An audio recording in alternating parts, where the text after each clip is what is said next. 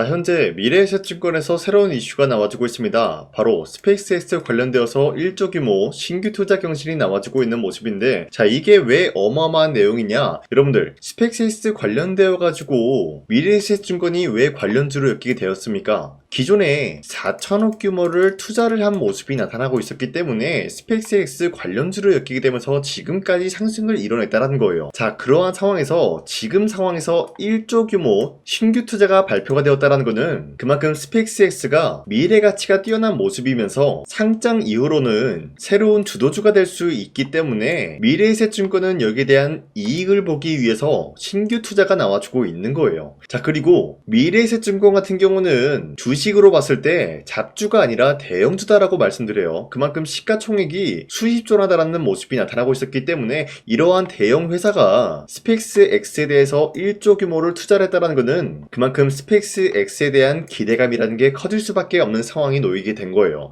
자, 그런데 기본적으로 주가는 뭐 때문에 움직인다? 기대감에 의해서 형성이 된다는 거예요. 자, 그리고 이뿐만이 아니죠. 현재로서 일론 머스크가 촉박하게 스페이스X 같은 경우를 6월달에 상장을 고집을 한다라는 건데, 자, 여기서 포인트가 이거죠. 왜 6월달에 상장을 고집을 하냐? 자, 내용을 살펴봤더니 6월달에 자신의 생일과 희귀유지 현상이 겹치게 됨으로써 6월달에 무조건 상장을 해주겠다라는 이슈가 나와주고 있었던 거예요. 자, 그리고 스페이스X에 대해서 최대 500억 달러 규모를 조달함으로써 이러한 목표를 내세우고 있다는 건데, 자, 그러면은 우리가 이러한 내용을 봤을 때 확인할 수가 있는 게 무엇이냐? 바로 6월달에 스페이스X가 상장이 된다라고 할 경우에는 2026년도 하반기부터로는 스페이스X 관련주가 주도 섹터로 등극이 될 수밖에 없다라는 것을 확인할 수가 있었습니다. 자, 그러면은 지금 전체적으로 봤을 때 스페이스X 관련주들이 상승에 대한 포지션이 나왔기 때문에 우리가 지금 투자하기는 약간 애매한 모습을 보유하고 있어요.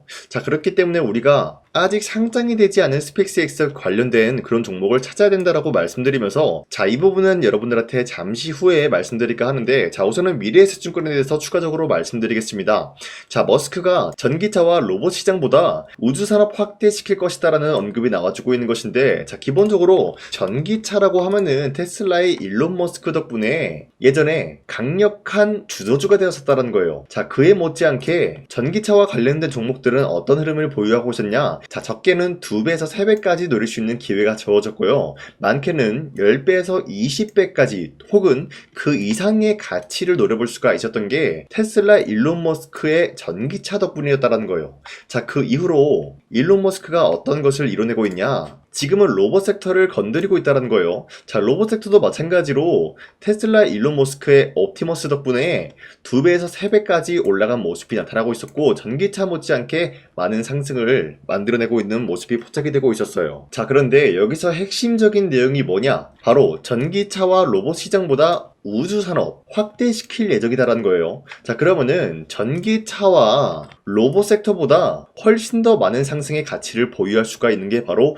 우주산업 스페이스X가 될 수밖에 없는 흐름이다라고 말씀드리는데, 자, 여러분들 스페이스X 관련된 종목들이 지금 저점 대비해서 아직까지 2배에서 3배 상승이 나왔다는 거예요. 자, 그런데 주가는 앞서 말씀드렸다시피 뭐 때문에 올라간다고 했죠? 기대감이라는 것에 의해서 형성이 된다라고 말씀드린 만큼 2배에서 3배가 아니라 이번에 스페이스X 관련된 종목들은 20배에서 30배까지 노려볼 수 있지 않을까라고 풀이가 되고 있는 것이에요. 자, 그로 인해서 미래에셋증권이 지금 현재 저점 대비해서 3배 상승이 나왔지만 아직까지도 매도할 시기는 아니다라고 말씀드리고 싶습니다. 자, 그리고 현재 코스피가 전고점을 뚫고 올라가는 모습을 보여주고 있어요. 자, 최근에 최고점 6,300 라인 찍어주고 하락세가 나와주고 다시 한번 이 라인대에서 쌍바닥을 찍어주고 반등에 대한 포지션이 나와주고 있다가 결국에는 전고점을 뚫고 올라갔다는 거예요. 자, 그러면은 기본적으로 주도 섹터가 한번 흔들리고 있는 모습이 나타나고 그 이후로부터 새로운 주도주가 나와주고 있다는 거예요. 자, 이러한 시장에 여러분들이 아무 종목이나 잘못 공략을 하게 될 경우에는 수익을 본다라기보다는 손실을 볼 위험이 있었다라고 말씀드리겠습니다. 자, 그렇기 때문에 여러분들이 더 이상 아무런 종목 공략하시고 손실 보지 마시라고 지난 4월 20일 종가 베팅을 통해서 여러분들한테 3가지 종목을 선정해 드리고 있었는데 2시 12시 9분에서 15분 사이에 3가지 종목 선정해드렸어요. 이 시간대에 여러분들한테 종목 선정을 해드리고 있었던 이유가 어디까지나 종가 베팅이라고 적혀있는 만큼 종가의 이 종목들 공략하시고 다음날 자율적으로 매도하라고 말씀드리고 있는 거예요. 자, 그리고 이러한 종목들은 새로운 주도주가 될 수가 있다라고 말씀드리는 만큼 굉장히 주목을 받고 있는 모습인데, 첫 번째 STX 엔진 같은 경우는 중독 리스크가 장기화가 될 경우에는 에너지 가격이 상승이 될 수밖에 없다는 거예요.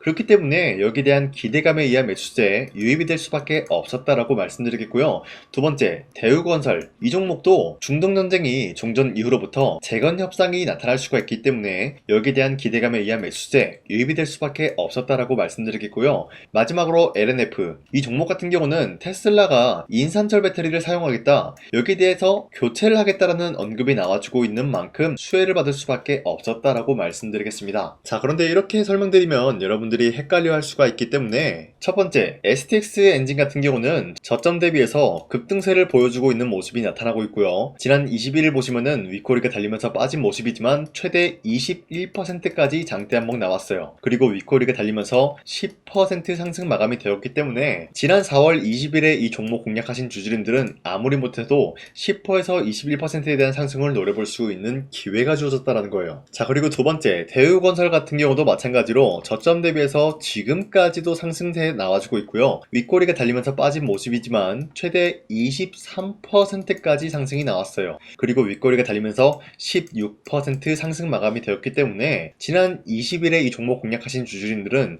16%에서 23%에 대한 상승을 노려볼 수가 있었다라고 말씀드리겠습니다. 자, 그리고 마지막으로 LNF 같은 경우도 저점 대비해서 상승에 대한 추세에 유지가 되고 있고요. 지난 21일 보시면은 최대 7%까지 상승이 나왔기 때문에 여기에 대한 상승을 노려볼 수가 있었다라고 말씀드리겠습니다. 자, 어디까지나 여러분들한테 이런 식으로 3가지 종목을 선정해 드렸는데 여러분도 충분히 이러한 종목을 받아갈 수가 있다라고 말씀드리겠습니다. 자, 그래서 이러한 종목 선정 어떻게 받냐? 화면에 나와 있듯이 제 영상 구독 버튼을 한 번씩만 눌러주시길 바라겠고요. 상단에 나와 있는 제 연락처로 여러분들이 구독을 했다라는 인증으로 구독이라고 문자 한 번씩만 보내주시고 우리 함께 이러한 종목 선정 받아갔으면 좋겠습니다. 우선 제 영상에 구독과 좋아요 이거 한 번씩만 눌러주시길 바라겠고요. 지금까지 제 영상을 끝까지 시청해주신 우리 주주님들한테 제가 한 가지 선물을 드리고 싶어서 말씀드리겠습니다. 자, 우선은 그 선물을 드리기 전에 제가 여러분들한테 그동안 어떤 종목들을 공략을 해드렸는지 잠깐 말씀드릴까 하는데요. 제가 여러분들한테 2024년도 11월 4일 이때 하나오션 27,000원 라인 때 추천해드린 거 아시는 분들은 아시는데요. 자, 이러한 내용을 여러분들한테 문자받아 사이트를 통해서 대량으로 문자를 발송했었던 내역이 그대로 남아있어요. 자, 보신 바와 같이 2024년도 11월 4일 오전 8시 28분에 장 시작하기 전에 여러분들한테 하나오션은 강산이 상반기 히든 종목으로서 무조건 공략을 해야 되는 종목이다 라고 말씀드렸어요. 자, 이때 매수가 27,000원 라인대를 잡아드리고 있었던 이유가 이때 당시 미국의 군함 대규모 발주 소식과 트럼프가 동맹국을 이용할 것을 예고하고 있으면서 한국 조선기업은 큰 수혜를 입으면서 주도 섹터로 전환이 될 수가 있는 흐름이다 라고 말씀드렸는데, 자, 이때 보신 바와 같이 발신번호 상단에 나와 있는 제 연락처랑 일치한 모습을 확인할 수가 있습니다. 자, 이 번호를 지금까지 쓰고 있는데 이때 당시 문자가 423건 발생하면서 우리 구독자 423분, 이분들은 하나오션 매수가 27,000원 라인을 공략을 해야 된다라는 문자를 받아오셨을 거예요. 자, 이뿐만이 아니라 두 번째 이슈페타시스 같은 경우도 마찬가지로 2024년도 12월 12일 21,000원대 라인을 공략을 해야 된다라고 말씀드렸는데, 자, 보시면은 이때 종목 선정을 해드리고 있었던 이유가, 자, 이때는 좀 재밌었어요. 유상증자를 통해서 이슈페타시스가 제2호 회사를 인수하려고 하는 목적이 나왔는데, 자, 어디까지나 제2호 회사를 인수하는 게 이슈페타시스에게는 큰 악재가 될 수밖에 없었어요. 그 이유가 뭐냐? 바로 주주들 돈으로 PCB판에서 2차 전지 산업을 진행을 하겠다라는 의지가 나왔었기 때문에 주주들의 반발이 심할 수밖에 없는 상황이었죠. 자, 그런데 금가번으로 인해서 유상증자가 불발이 되고 있었어요. 자, 이러한 상황이 지속이 된다라고 할 경우에는 결국에 이슈페타시스는 어떻게 되냐? 제2호 회사에 대한 인수 포기가 나올 수밖에 없었다라는 거예요. 그 말이 뭐죠? 주가 회복이 될 수밖에 없는 전망이 보여지고 있었기 때문에 여러분들한테 저점 구간인 2만원 라인대를 공략을 해야 된다라고 말씀드렸습니다. 자, 이때 보시면은 문자 723건 발생한 모습이 나왔었고요. 우리 구독자 723분, 이분들은 이슈페타시스 저점을 잡을 수 있는 기회가 주어졌다는 거예요. 자, 그리고 마지막으로 부산노빌리티 같은 경우도 마찬가지로 2024년도 12월 27일 18,000원 라인대 여러분 여러분들한테 추천해드렸었는데, 자, 이때 이 종목을 추천했었던 이유가 전 세계적으로 원전에 대한 수요가 증가가 되고 있고 북미와 유럽 여기에 대한 진출 기대감이 있었기 때문에 매수세가 유입이 될 수밖에 없는 전망이 나와주고 있었고 주도 섹터까지 노려볼 수 있는 흐름을 갖췄다라는 거예요. 자, 그로 인해서 여러분들한테 두산에빌리티 18,000원 라인대 잡아드리면서 우리 구독자 921분 이분들만큼은 이 종목을 공략을 할 수가 있게 도움을 드리고 있었다라는 거예요. 자, 마찬가지로 12월 27일 장 시작하고 난 이후로부터 여러분들한테 선정을 도와드리고 있었고 상단에 나와 있는 제 연락처 그대로 일치한 모습을 확인할 수가 있었습니다. 자, 이런 식으로 여러분들한테 2024년도에는 세 가지 종목들을 공략을 도와드리고 있었습니다. 하나오션 먼저 보여드리자면요, 24년도 11월 달이면은 대략적으로 이 지점이 되겠습니다. 이때 여러분들한테 27,000원 라인대 잡아드린 모습으로서 저점을 다지고 있을 때 여러분들한테 공략을 해드린 모습 확인할 수가 있었습니다. 자, 그런데 이 지점까지 지금 봤을 때 거의 10배 가까운 상승이 나왔는데 지금까지 이 종목을 들고 있는 주주님들은 저 강산이가 다시 한번 축하드린다라고 말씀드리면서 이러한 상승 모멘텀은 이수페타시스 역시 마찬가지로 24년도 12월 12일 이때가 바로 이 구간이었는데 이 종목도 마찬가지로 저점 대비해서 6배 이상의 상승을 만들어 나가고 있는 모습이 나타났습니다. 자, 그뿐만이 아니라 두산에빌리티도 24년도 12월 27일 바로 이러한 부근이었는데 이때부터 지금까지 확인해본 결과 거의 4배에서 5배 상승까지 충분히 노려볼 수 있는 흐름을 만들어 나갔습니다. 자, 어디까지나 이런 상승에 대해서는 상승 모멘텀이 굉장히 중요하다라고 말씀드리면서 여러분들이 24년도에 하나오션과 이수페타시스, 두산에빌리티 이 세 가지 종목을 놓치셨다라고 하면은 전혀 아쉬워할 게 없다라고 말씀드리겠습니다. 자, 오늘 말씀드릴까 하는 종목도 이러한 상승 모멘텀을 충분히 갖출 수가 있는 종목이다라고 말씀드리겠고요. 제가 오늘 말씀드리고 있었던 3배 이상 폭등을 기대할 수 있을 만한 그런 종목 바로 말씀드릴까 하는데요. 자, 오늘 이게 말씀드렸던 제가 3배 이상의 폭등 랠리를 만들어낼 수가 있는 그런 종목이다라고 말씀드리는데요. 사실상 장기간 동안 하락의 추세가 나와주고 있는 모습이었지만 거래량 보면 알 수 있듯이 세력들이 하락세가 돌입이 된다라고 하더라도 쓸어담고 있는 모습이 나타나고 있습니다. 자, 그 결과 현재로서 다시 한번 이러한 반등 포지션이 나와주고 있는 모습인데요. 여기에 대해서 우리가 가장 눈여겨봐야 될 흐름이 어떤 것이냐면은 수급 현황이다라는 거예요. 현재 외인과 기관들은 지금 이러한 지점 쓸어담고 있는 모습이 나와주고 있고 반등 구간이든 하락세든 아랑곳하지 않고 쓸어담고 있는 모습이 나와주고 있어요.